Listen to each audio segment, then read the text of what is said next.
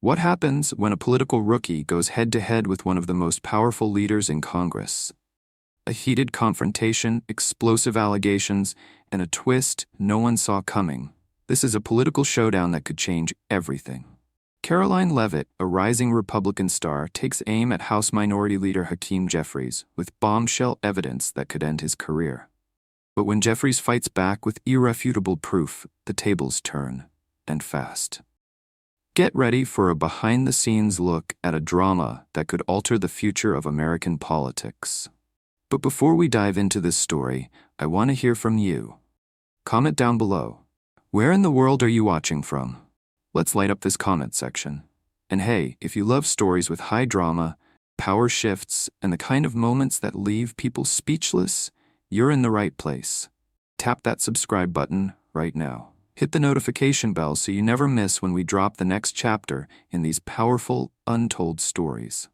In this gripping confrontation, Leavitt presents a series of damning allegations against Jeffries, accusing him of hypocrisy and unethical behavior. However, what seems like a career-ending takedown quickly turns into a shocking reversal when Jeffries unveils evidence that could destroy Leavitt's credibility. Join us as we dive into the high-stakes political drama, full of allegations, counterattacks, and a dramatic turn that could alter the futures of both players in Washington's power game. The House chamber fell into stunned silence as Karoline Leavitt approached the podium. Her steps were deliberate, each one echoing through the hall. Her determined stride matched only by the intensity in her eyes. At just 27 years old, Leavitt had already made a name for herself as a fierce political force, first as an assistant press secretary in the Trump White House, then as the communications director for the Republican National Committee, and now as a first-term congresswoman. She was about to take on one of the most powerful figures in Washington, House Minority Leader Hakeem Jeffries. As she reached the podium, Leavitt adjusted the microphone, her fingers steady despite the weight of the moment. Camera flashes illuminated her posture, revealing her poised confidence. Across the room, Jeffries, known for his calm and collected demeanor, sat motionless, his usual composure visibly shaken. His eyes tracked her every move, his expression betraying a hint of unease as Leavitt raised a sealed folder, its cover marked with the word confidential in bold red letters. "Mr. Speaker," Leavitt began, her voice clear and unwavering, "I come before this chamber today with evidence that will fundamentally change how the American people view Representative Jeffries and his leadership." The room went quiet, the gravity of her words hanging in the air.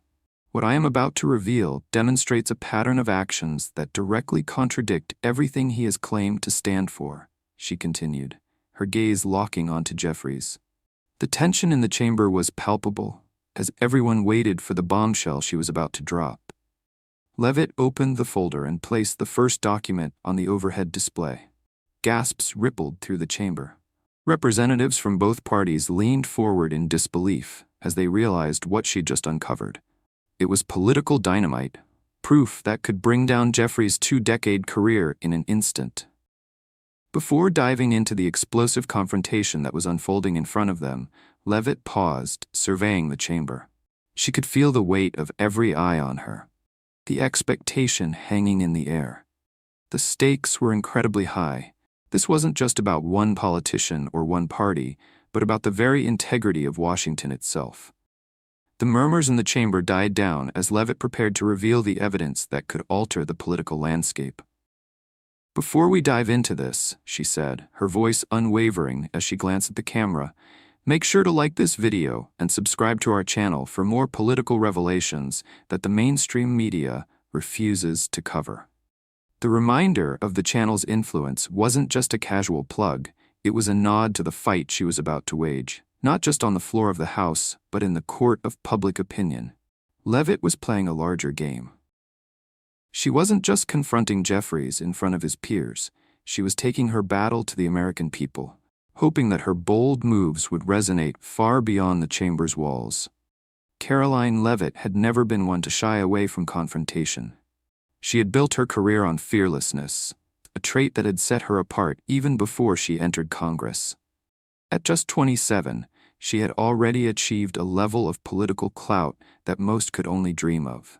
She had served as an assistant press secretary in the Trump White House, where she'd honed her skills in navigating the toughest political battles. Later, as the communications director for the Republican National Committee, Leavitt had earned a reputation for her sharp media savvy and her relentless drive to challenge the political establishment. Her rise was meteoric, and her congressional campaign had only added to the narrative of a young, energetic conservative ready to take on the Washington establishment. She presented herself as part of a new generation of conservative leadership, one unafraid to challenge both Democrats and Republicans who had been in power for too long. Known for her meticulous preparation, Leavitt was strategic, always armed with the facts and ready for battle. "I don't make accusations without evidence," she had once told a reporter. "When I speak, I make sure the facts are bulletproof." But Hakeem Jeffries was no ordinary adversary.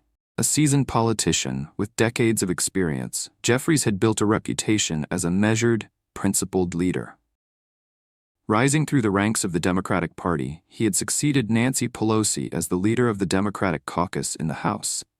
His eloquence and strategic thinking had earned him respect across the political spectrum, and many viewed him as the future of the Democratic Party. For years, Jeffries had cultivated a persona of integrity, a leader who was tough but fair, a man of principle who stood firm on issues of justice, equality, and the rule of law. But the battle unfolding on the House floor that day was not just about reputations, it was about power. The political stakes were enormous. With midterm elections just around the corner and critical pieces of legislation in play, this confrontation had the potential to reshape the very foundation of American politics. If Leavitt's allegations held any weight, they could undermine the leadership of the Democratic Party and shake the confidence of voters in one of the most prominent figures in Congress. For weeks, rumors had swirled about Leavitt's investigation into Jeffries. Her office had made unusual requests for documentation, some of it dating back years, related to Jeffries' past actions and statements. She had been meeting late into the night with senior Republican leaders, strategizing how to take down the powerful House Minority Leader. Washington insiders were whispering about the possibility of a coordinated attack aimed at weakening Jeffries' grip on power. Despite this, Jeffries had dismissed these concerns publicly, downplaying them as partisan attempts to derail his work on important legislation. But behind the scenes, something had shifted. The once confident Jeffries was now visibly rattled. In the days leading up to Leavitt's address, his staff had been scrambling. Several of his former aides had been interviewed by investigators, and whispers of evidence of corruption or hypocrisy began to take root. Tension had been building, and now Leavitt's moment had arrived. The documents she was about to reveal were not just damning, they were potentially career-ending. As the speaker recognized Leavitt and gave her the floor, the entire chamber leaned in, anticipating the bombshell she was about to drop. "I don't make accusations without evidence," Leavitt had said, and now the moment of truth had come. Leavitt opened the folder and revealed the first document. It was a letter, a series of emails from Jeffries to a major corporation. The words on the page seemed to contradict Jeffries's public statements. He had long claimed to oppose corporate tax breaks, yet here he was, working behind the scenes to ensure they stayed intact in legislation. The chamber was stunned into silence as Leavitt shared the details. It was a political bombshell, one that threatened to bring down Jeffries' career. The air in the chamber grew heavier as Leavitt continued. The weight of what she had just presented hung over the room like a cloud. And yet, the most damning part was still to come. Every representative, regardless of party, was now on edge, knowing that the allegations she had just laid out had the power to reshape the political landscape. Leavitt's voice cut through the tense silence. "These documents," she continued, "show a troubling pattern of contradictions between Representative Jeffries' public positions and his private actions over the past 5 years." She clicked the remote, advancing to the next display. The chamber's attention was fixed on the overhead screen, where Leavitt had now displayed a new set of documents, emails and minutes from closed-door budget negotiations.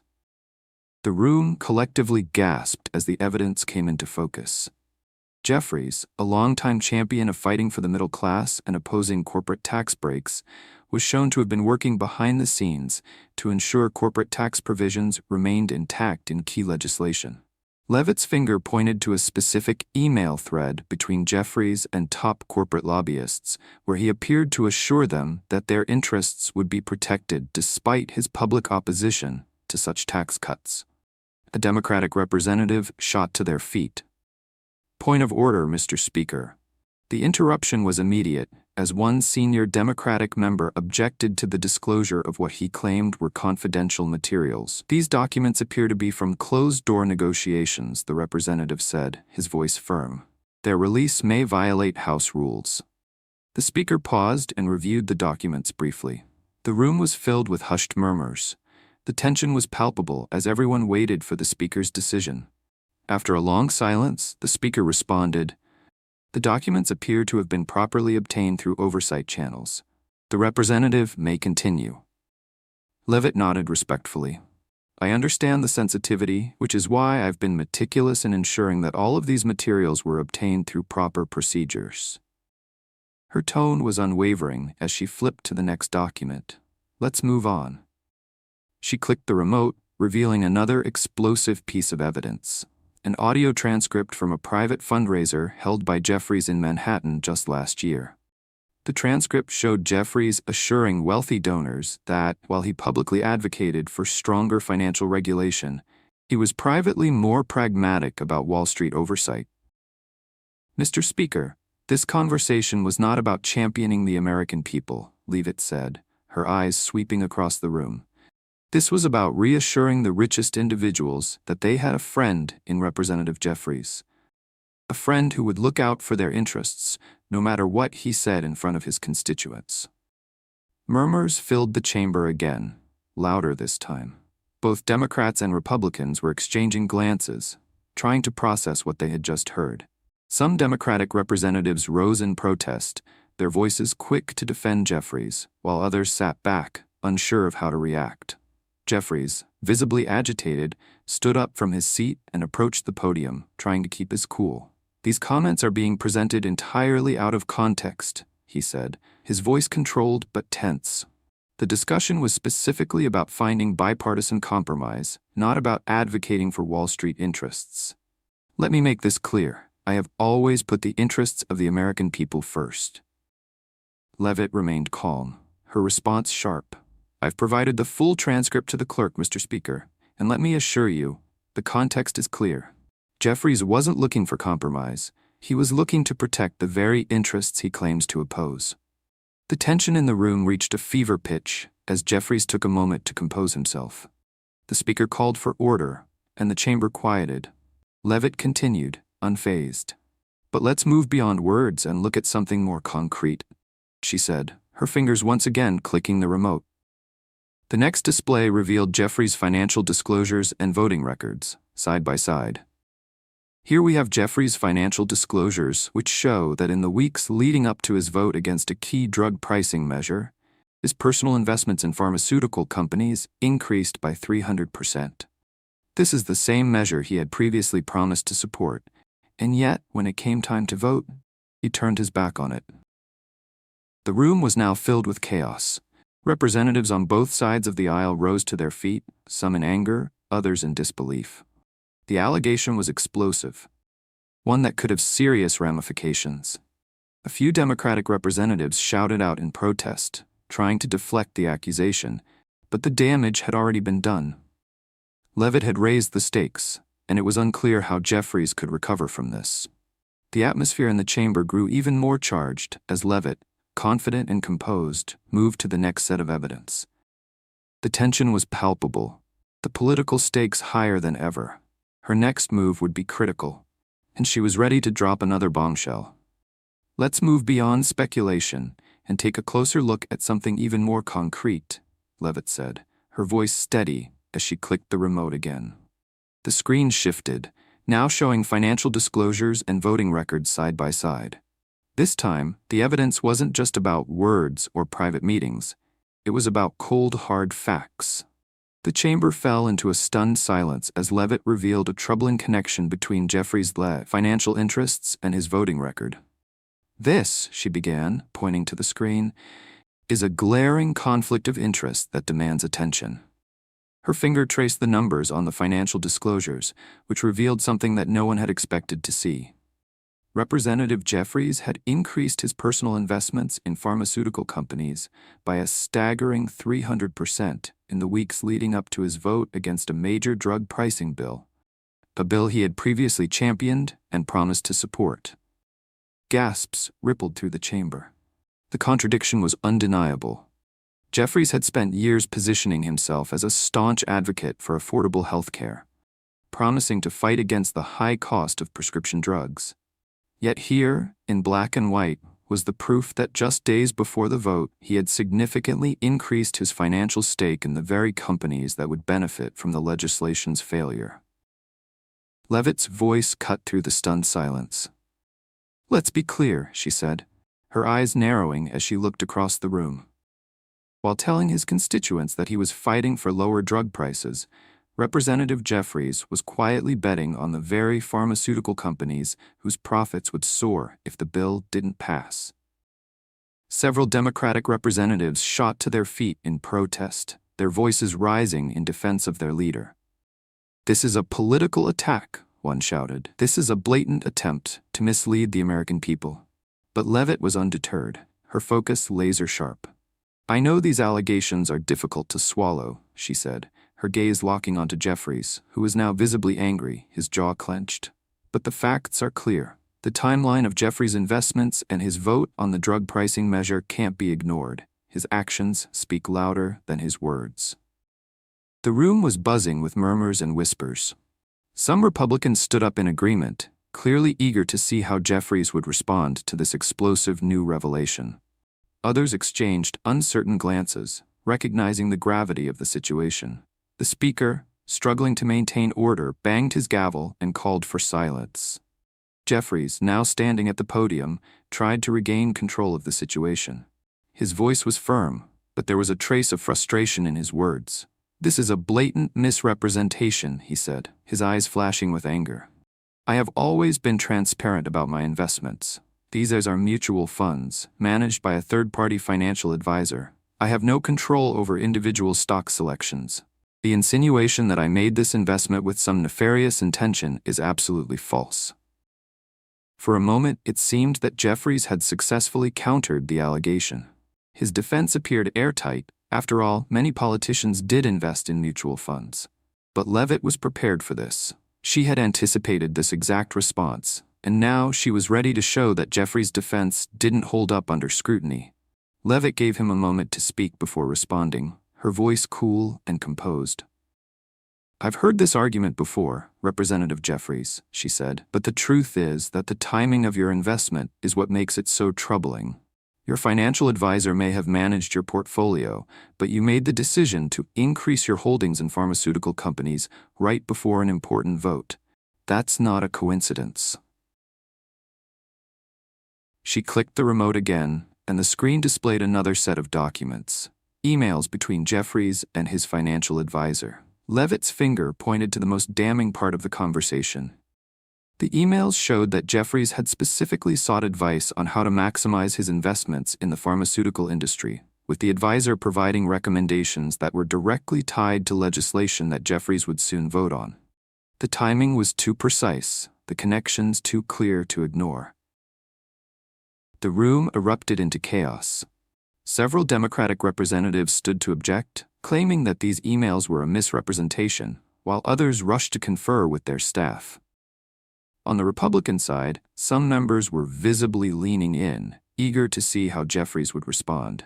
The speaker, struggling to restore order, called for a brief recess, allowing the members time to process the evidence and regroup.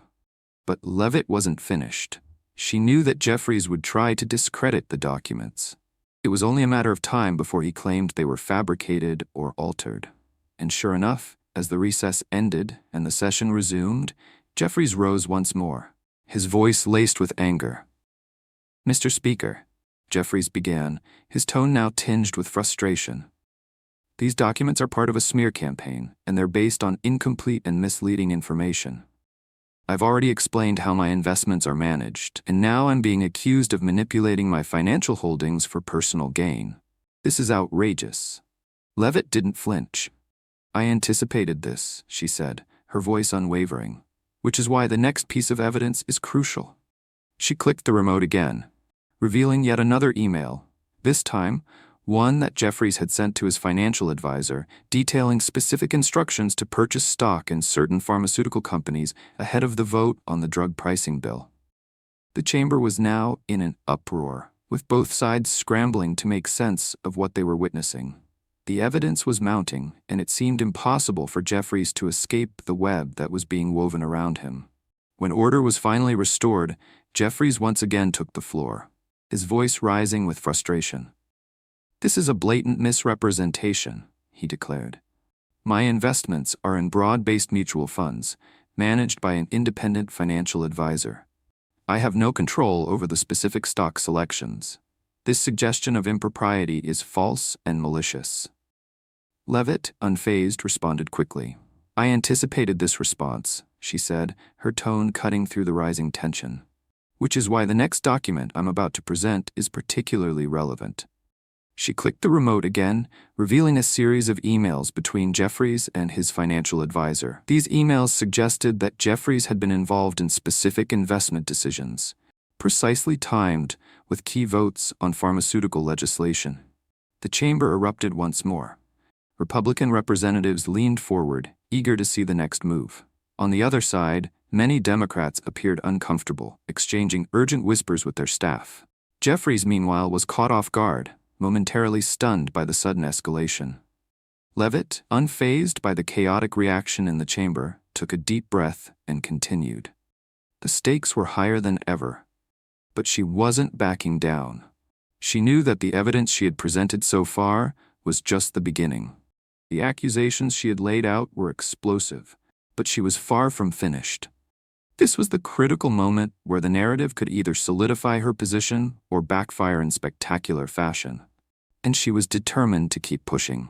"Let's turn our attention to something that I believe is even more troubling than what we've seen so far," Leavitt announced, her voice cutting through the murmur of the chamber. She clicked the remote, bringing up another set of documents. This time, a series of text messages displayed on the screen. The messages were between Jeffries and several well-known lobbyists, discussing how to, and I quote, "create the appearance of opposition while ensuring the provisions survive." The chamber fell into stunned silence as the words appeared on the screen. The messages were clear and damning. Here, Jeffries was allegedly discussing how to publicly oppose certain provisions in a bill while secretly working behind the scenes to ensure those same provisions would pass. It was a textbook example of political maneuvering, pretending to stand on principle while quietly cutting deals with special interests. Leavitt didn't need to say much more.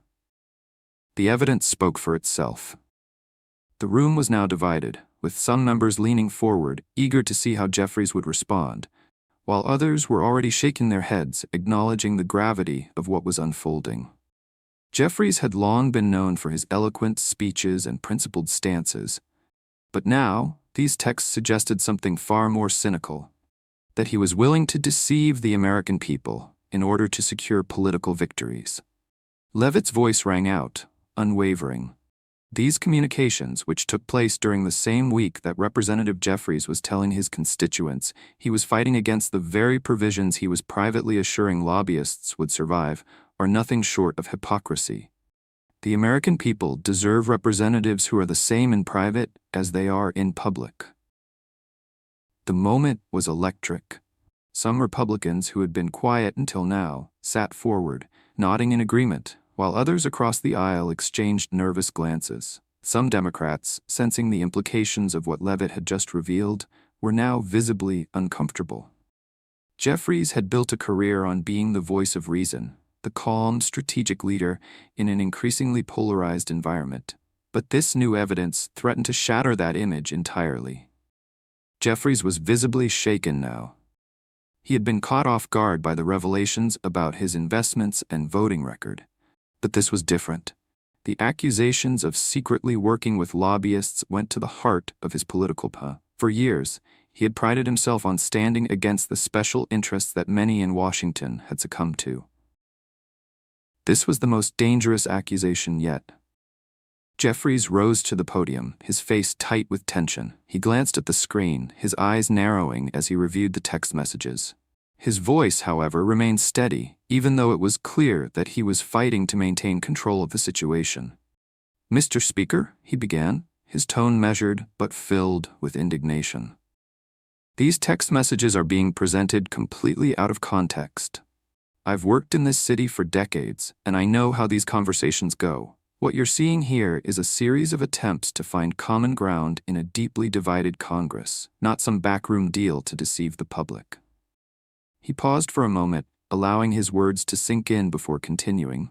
"Yes, there are tough negotiations in Washington. Yes, sometimes we have to negotiate with lobbyists. But this suggestion that I've misled the American people or somehow deceived them is categorically false." But Leavitt wasn't about to let him off the hook that easily. She stepped forward, her expression calm but resolute. "I understand your defense, Representative Jeffries," she said, her voice cutting through the room like a blade. "But it doesn't change the fact that you were telling the American people one thing while telling lobbyists another. You were playing both sides of the game, and the stakes were too high for this to be dismissed as mere politics." Leavitt's words stung. She was challenging not just Jeffries' credibility, but the very foundation of his leadership. For years, Jeffries had been seen as a rising star in the Democratic Party, a man who could unite disparate factions and lead the party into a new era. But now, Leavitt was painting him as just another politician willing to sell out his principles in exchange for political gain. As the tension in the chamber continued to build, Jeffries, growing more frustrated, rose again to defend himself. But this time, his voice faltered slightly. The evidence was mounting, and it was becoming increasingly difficult to deny the weight of what Leavitt had exposed. He once again demanded the opportunity to review the documents, asking for full access to all the materials to refute the allegations. Leavitt, however, was prepared for this moment. She had anticipated that Jeffries would try to discredit the evidence, and now she had a powerful counter-argument ready. "I've already ensured that everything I've presented here is fully verifiable," she said. "In fact, I've submitted all of these documents to the Ethics Committee and to independent cybersecurity experts who have verified their authenticity. These aren't fabricated or manipulated. This is the truth." The chamber was now a battleground. The room erupted into partisan chaos as members on both sides rallied behind their respective leaders. But for the first time, the balance of power had shifted. Leavitt's calculated and methodical presentation had forced Jeffries into a corner, and the cracks in his carefully constructed image were becoming too obvious to ignore. But Jeffries was far from finished. His next move would be a last-ditch effort to regain control of the narrative and salvage his political future. The tension in the chamber was now at a fever pitch. Leavitt had just dropped a series of revelations that had cast a shadow over Jeffries' political future. Yet, as the dust settled, it was clear that the battle wasn't over. While the evidence had been powerful, the war of words was far from finished. The room was divided, and now the responsibility fell on Jeffries to mount his defense and restore his image. Leavitt stood poised, ready to respond to whatever counterattack Jeffries had prepared. She knew he was coming. After all, it was clear by his body language that he was calculating his next move. And as much as she had anticipated the opposition, she could tell that even Jeffries hadn't expected the onslaught to be this severe. He had underestimated her, and now it was clear that he was on the defensive. Leavitt's confidence never wavered. With every word she spoke, she had systematically dismantled Jeffries' carefully constructed public persona. But there was still more at stake. The next move could make or break her. She knew that her evidence was damning, but she also knew that a skilled political figure like Jeffries wouldn't go down without a fight. "I understand that this is a lot to take in," Leavitt began, her voice steady and unwavering as she locked eyes with Jeffries. "I also know that many of you may be looking for a quick rebuttal from Representative Jeffries to dismiss these allegations as nothing more than a partisan attack. But the evidence is there. It's real, and it's undeniable." The chamber, already tense, now quieted even further. Every eye was fixed on the stage, the attention of the entire nation seemingly on this one moment. Leavitt was putting Jeffries in the uncomfortable position of not just defending himself, but also attempting to discredit the very evidence she had so meticulously presented. Jeffries, now visibly shaken but still maintaining an air of composure, stood once more. "Mr. Speaker," he began, his voice controlled but edged with frustration. "I appreciate my colleague's persistence, but the evidence she's presented is flawed. It's incomplete, it's taken out of context, and frankly, it's been manipulated for a political purpose. This is not how we should conduct business in this chamber." The room seemed to collectively hold its breath, waiting for the speaker's response. The speaker, who had been trying to maintain order through the entire ordeal, now seemed to realize that the session had reached a new level of complexity. This was no longer a typical debate, it had turned into a full-scale political war, with reputations and careers hanging in the balance. Jeffries's next words were a direct challenge to the legitimacy of Leavitt's evidence.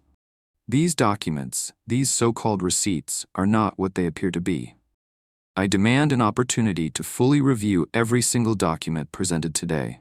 Some of the information has clearly been altered, and I will not stand here and allow my integrity to be impugned by this type of smear." Leavitt remained unfazed, her eyes cold and calculating. "I'm sure Representative Jeffries would love nothing more than to dismiss these allegations as a partisan attack. But the truth is, the American people deserve better. They deserve transparency. And that's why I've ensured that all of the materials presented here today have been verified by independent experts. We don't need to look further than the fact that these documents were provided to the Ethics Committee for authentication." She took a pause, letting her words sink in. She wasn't finished yet. If Jeffries wanted to claim the documents were tampered with, he was going to have to face something much more complicated than his usual political tactics. And if Representative Jeffries wants to claim that these documents were altered, then I challenge him to explain why the Ethics Committee has already begun a full investigation into the authenticity of these materials. The evidence is solid. There was a shift in the room. Leavitt's calm, fact-based approach was beginning to overshadow Jeffries' increasingly desperate attempts to turn the tables. The Democratic representatives in the chamber were visibly nervous, some whispering urgently to one another, while others remained seated, unsure of how to react to the mounting pressure. Meanwhile, Republicans were on the edge of their seats, watching with rapt attention. But Leavitt was not yet done. She knew that Jeffries had been trying to shift the conversation away from the real issues and into accusations of partisanship and document manipulation. Now, she was going to drive the final point home, the accusation that could break him. "There is one more piece of evidence that I have yet to present," she said, raising her voice just enough to ensure that it carried across the room.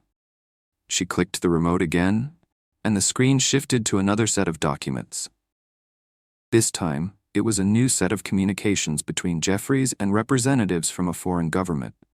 Documents that, according to the timeline, had been deliberately hidden from the public. The new revelations took everyone by surprise. "These," Leavitt began, her voice heavy with purpose, "are records of meetings that Representative Jeffries held with foreign officials, meetings that were not disclosed to the American people. These meetings took place while Jeffries was publicly claiming to protect American jobs, but privately, he was assuring foreign representatives that he would help them advance their interests at the expense of American workers." The chamber fell into an eerie silence. This was not just an accusation of hypocrisy, this was a potential legal violation. The very heart of Jeffries' career had just been attacked on two fronts, his financial dealings and now his relationships with foreign interests. Leavitt continued, undeterred by the obvious shock in the room. "What's more, we've uncovered documents that show that Jeffries of Pack Brothers consulting firm secured lucrative contracts with entities connected to the same foreign government. The very government that Jeffries was secretly assuring would get favorable treatment." The partisan nature of the reaction was now fully evident. Republican members, sensing a major victory, leaned in with interest, while Democratic representatives began to murmur among themselves, some already preparing for the fallout. Jeffries, caught off guard and visibly distressed, shot a look of panic at his leadership team. The carefully crafted narrative he had spent years building was now being dismantled piece by piece. He approached the podium again, his voice tight with frustration. "These are baseless allegations. I have always followed the law, and every meeting I've had with foreign officials was documented properly. There is no evidence of wrongdoing, and this entire spectacle is nothing more than a political hit job designed to undermine my leadership." But Leavitt was quick to respond. "Representative Jeffries, you've had plenty of time to explain your side, but these new revelations are serious. If you're so confident in your innocence, I invite you to join me in supporting a full investigation into your actions." The speaker, recognizing the gravity of the situation, called for a recess to allow the members to process the new evidence. The chamber emptied slowly, with eyes still glued to Jeffries, who remained seated, surrounded by his closest allies. The weight of the moment hung in the air. Leavitt had shifted the narrative. Now it was up to the Ethics Committee and the American people to decide what the truth really was. As the chamber emptied and the recess began, the weight of the moment was undeniable. The drama that had unfolded in the House had already become a defining moment in modern congressional history. While the members of Congress filed out, the media outside began to buzz with anticipation. The cameras, once focused on the confrontation, now turned to the reactions, capturing the uncertainty and tension in the faces of both Democrats and Republicans alike. The intensity of the session wasn't lost on anyone. What had started as an explosive political showdown, a clash of wills between two ambitious political figures, had quickly escalated into a full-blown crisis. Representative Jeffries, once seen as the future of the Democratic Party, was now faced with the reality of a scandal that threatened to unravel his career. Meanwhile, Karoline Leavitt, the 27-year-old Republican firebrand, had positioned herself as not just a challenger to Jeffries, but as a rising star with the courage to take on one of Washington's most powerful figures. Behind the scenes, the fallout was swift and sweeping. Within hours, news networks across the country were breaking into their regular programming, analyzing the events of the day. Political commentators from both sides of the aisle weighed in, and the general consensus was clear. This was one of the most dramatic reversals in recent congressional history. But the focus wasn't just on the spectacle. It was on the substance. The allegations Leavitt had put forth had shaken the foundation of Jeffries' leadership. Was he truly the principled leader he claimed to be? Or was he just another politician, willing to bend his morals for power and influence? The questions surrounding his financial dealings, his relationships with lobbyists, and his questionable connections with foreign interests had created a whirlwind of uncertainty. As for Leavitt, her bold confrontation had garnered national attention, but it came at a cost. The documents she presented, though verified by experts, had sparked accusations of document manipulation, with some even suggesting that the entire scandal was part of a larger partisan attack. The political ramifications were still unfolding, but one thing was certain. Leavitt's actions had placed her at the center of the storm, and yet the true consequences of the day's events were still yet to be fully realized. In the days following the explosive session, new reports emerged that suggested Leavitt may have been manipulated herself. Investigations revealed that some of the documents she had presented might have been provided by a political action committee with questionable ties to foreign interests. This revelation split public opinion. Some believed that Leavitt had been a victim of a larger conspiracy, while others questioned her judgment in presenting such explosive evidence without thorough verification. Despite the mixed reactions, one thing was clear. Leavitt had successfully taken down Jeffries's carefully constructed facade. Whether or not the allegations against him were entirely accurate, his public image had taken a massive hit. And while his team scrambled to rebuild his reputation, there were whispers that his political career might never recover from this scandal. In the days that followed, Jeffries' approval ratings plummeted. A number of senior Democratic leaders began to distance themselves from him, fearing that the scandal would tarnish their own reputations. Meanwhile, Leavitt's approval ratings skyrocketed, particularly among conservative voters. Her boldness and fearlessness in taking on one of the most powerful men in Congress had earned her respect and loyalty from her base. However, the controversy didn't just affect Jeffries and Leavitt, it sparked a broader conversation about the state of politics in America.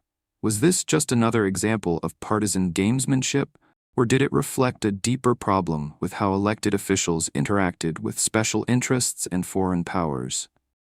The public debate raged on, but the damage had been done. The House had already taken action.